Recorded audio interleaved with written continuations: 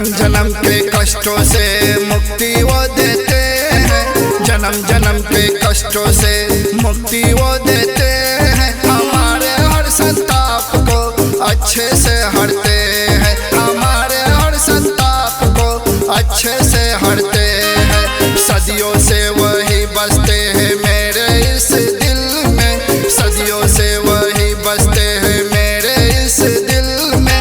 राम जी है दिल में, श्री राम जी है दिल में, राम जी है दिल में, श्री राम जी है दिल में।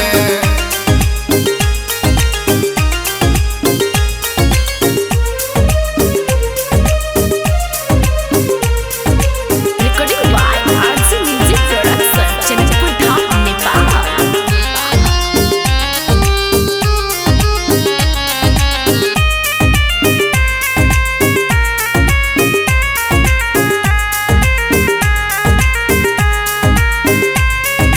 शांति और सद्भाव सिखाते हैं मेरे राम जी, शांति और सद्भाव